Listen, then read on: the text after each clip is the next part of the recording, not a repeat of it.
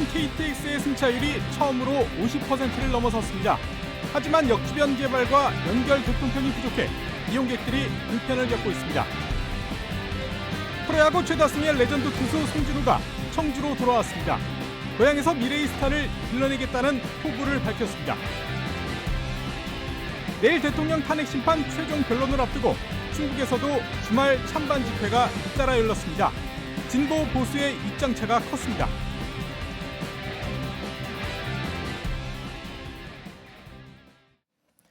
네, 시청자 여러분 안녕하십니까? 계속해서 MBC 뉴스투데이 충북입니다. 지난해 말 충주에서 문경까지 중부내륙선 철도 2단계가 개통되면서 이 KTX 열차 승차율도 처음으로 50%를 넘어섰습니다. 그러나 아직도 역 주변 개발과 연계 교통망 등이 부족해 이용객들은 불편을 겪고 있습니다. 이승준 기자의 보도입니다.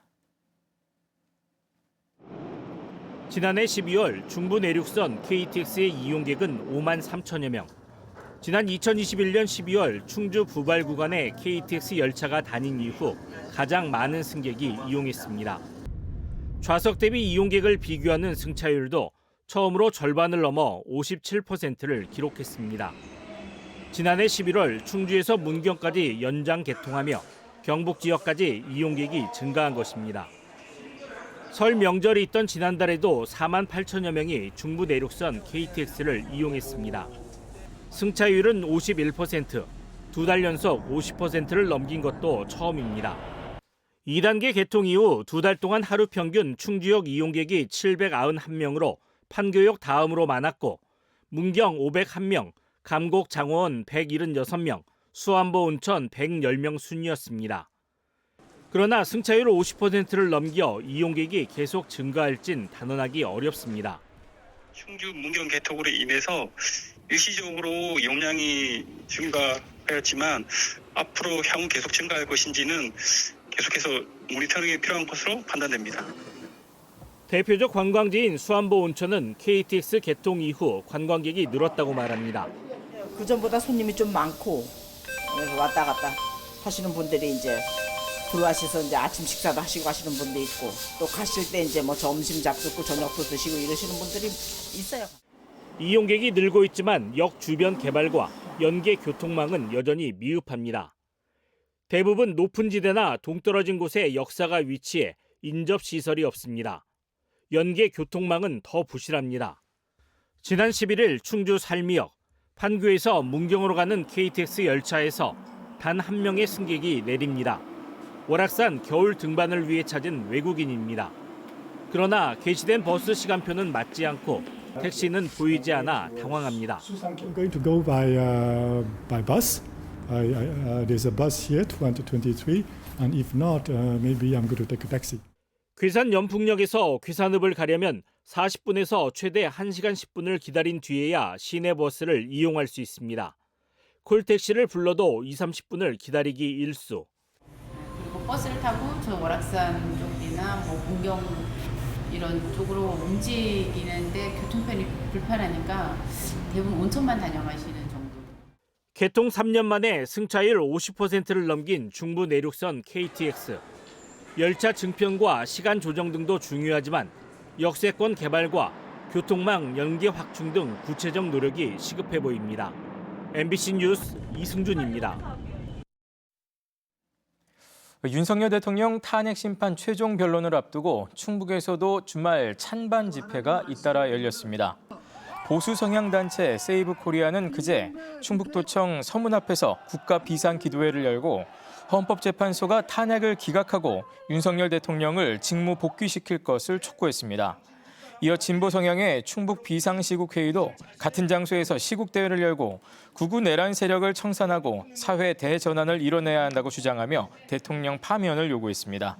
한편 경찰은 양측의 충돌을 막기 위해 현장에 기동대를 투입했습니다. 프로야구 최다 승기록을 보유한 하나이글스 영구 결번 투수 바로 송진우 선수죠. 레전드 송진우 전 하나이글스 코치가 고향으로 돌아왔습니다. 이제 청주에서 야구 선수를 지도하면서 스타 선수들을 키워내겠다는 각오입니다. 김은초 기자가 만나봤습니다. 마운드에 올라 힘껏 공을 뿌리고 날아오는 공을 시원하게 받아칩니다. 겨울 비시즌 기간을 맞은 고등학생 야구 선수의 개인 훈련이 한창입니다. 편안하게 던지고 저기에 던지는 거에 중점을 두지 말고 팔꿈치 회전만. 공을 던져주며 코칭을 하는 이 남자, 한화 이글스 영구 결번으로 남은 레전드 투수 송진우 전 코치입니다. 청주에서 중고등학교를 졸업하고 KBO 리그 역대 최다승이자 유일한 200승 투수로 최다 이닝, 최다 탈삼진 기록까지 보유한 그가 후배 선수들을 키워보겠다며 고향으로 돌아왔습니다. 원포인트 레슨이라고 쪽집게처럼 찍어서 알려주시니까 한화 레전드인 송진우 선수님 되니까 좀 신기한 느낌도 들고요. 잘 배워서 좀 좋은 투수를 한번. 프로를 꿈꾸는 학생 엘리트 선수부터 사회인 야구단 선수들까지 송진우 코치의 지도를 받기 위해 청주까지 먼 길을 찾아왔습니다. 저희 서울에서 여기까지 왔는데 근데 너무 시간이건 뭐건 너무 아깝지 않고. 훈련이 끝나갈 무렵 저도 한번 배워봤습니다. 캐치볼과 타격 훈련까지 해봤는데 실력에 대한 진단은 냉철했습니다. 막상 보시니까 어떠신가요? 저 오늘 처음인데. 가능성이 없어 보입니다. 지난해까지 준프로팀 감독을 지낸 뒤 새로운 둥지로 고향 청주를 낙점한 건 프로야구 불모지인 청주에서 야구 문화를 꽃피우고 싶은 욕심 때문입니다. 1년에 많으면 6경기 정도 청주구장에서 하는데 제가 생각할 때는 대전의 야구 열기보다는 청주의 야구 열기가 더 열정적이다. 또 야구를 갈망하는 팬들한테 무언가를 해주기에는 이곳 청주가 제일 적합하다. 야구장 안팎의 전문가들로 팀을 구성해 기술 지도를 비롯한 교양과 인성교육으로 구설 수 없이 오래 사랑받는 선수를 키우면서 프로 구단과 해외 진출까지 연계하는 에이전트 역할도 꿈꾸고 있다는 송진우 코치. 야구 인생 후반기 마지막 불꽃을 태우기 위한 도전을 시작했습니다. 정말 퍼포먼스나 또 사랑을 받을 수 있는 100억, 200억짜리 선수가 청주에서 나왔으면 그런 바람을 갖고 지도를 할 거고요. 혼신의 힘을 다할 것을 약속하겠습니다. MBC 뉴스 김은초입니다. 충북 청주FC가 K리그2 시즌 개막전에서 부천에 패했습니다. 권오규 감독이 새 지휘봉을 잡은 충북 청주FC는 가브리엘이 한 골을 넣었지만 전력차를 극복하지 못하고 1대3으로 승리를 내줬습니다. 팀 창단 이후 2년 연속 시즌 첫 경기를 이기며 그간 개막전에 강한 면모를 보였지만 올해는 승기를 이어가지 못했습니다. 한편 충북 청주FC의 홈 경기는 청주 종합경기장 보수공사로 5월 4일부터 열릴 예정입니다.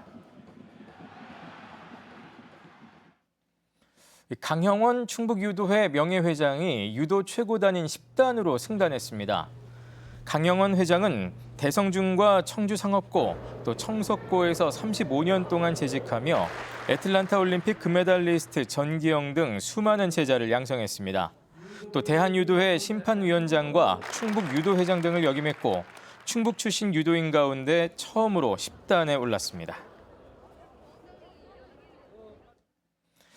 겨울에서 봄으로 접어드는 해빙기에는 얼었던 땅이 녹으면서 산사태 가능성이 높아집니다. 이런 가운데 드론과 레이저 기술을 통해 이러한 위험 지역을 관리하는 사업이 시작됐습니다. 김서현 기자가 전해드립니다.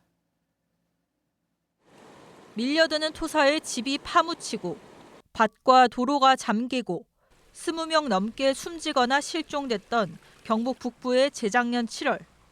예천군은 그중에서도 인명피해가 가장 큰 지역이었습니다. 1년 반이 지난 지금도 이재민 22가구, 30명이 아직 임시주택에 머물고 있고 일부 도로와 시설은 복구가 덜 끝난 상태입니다. 특히 봄을 앞두고 얼어붙었던 땅이 녹으며 이미 지반이 약해져 있는 급경사지의 산사태 재발에 대해서도 우려가 나옵니다.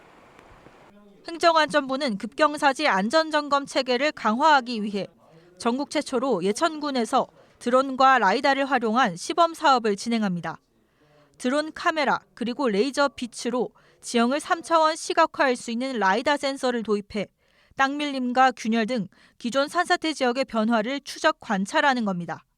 발생했던 지역에서 아무래도 집중호우라든지 기상 변화에 따라서 발생하는 거에 따라서 추가적인 붕괴 위험들이 있습니다. 그래서 저희가 이제 추가적인 조사를 통해서 장기적인 대책을 수립하고.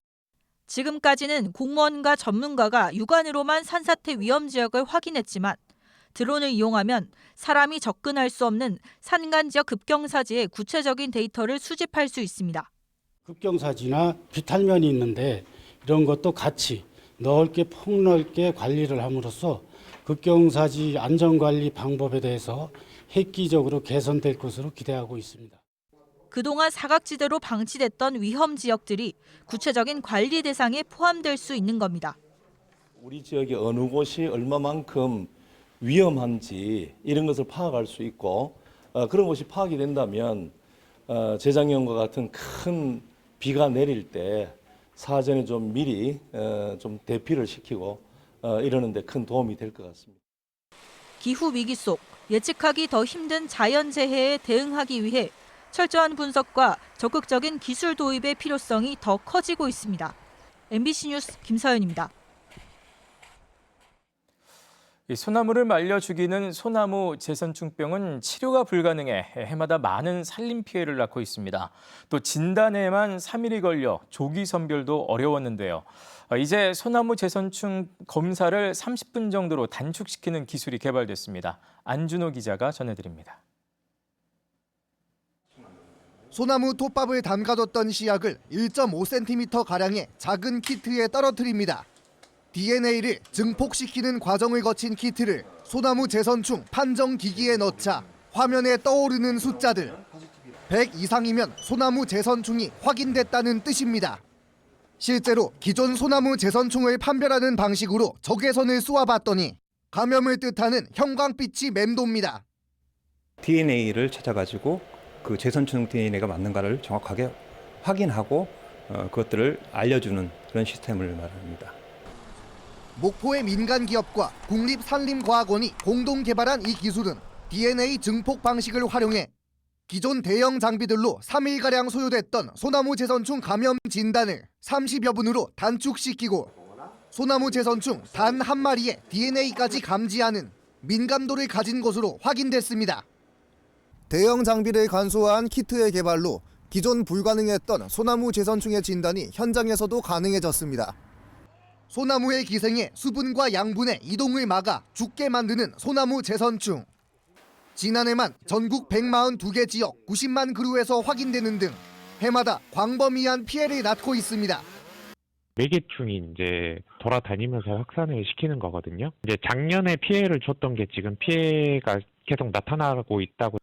현재 산림청의 소나무 제선충 조기 진단에도 활용되고 있는 이 키트는 국내 산림 질병 예방에 도움을 줄 것으로 기대되고 있습니다. 벌채에 바로 적용을 할 수도 있을 것 같고요. 이제 그렇게 되면 이제 죽은 나무를 내버려 두지 않고 방제가 가능하지 않을까. 국내 바이오 혁신 기술 개발로 산림 병해충 예방과 생태계 보호에 청신호가 켜졌습니다. MBC 뉴스 안준호입니다.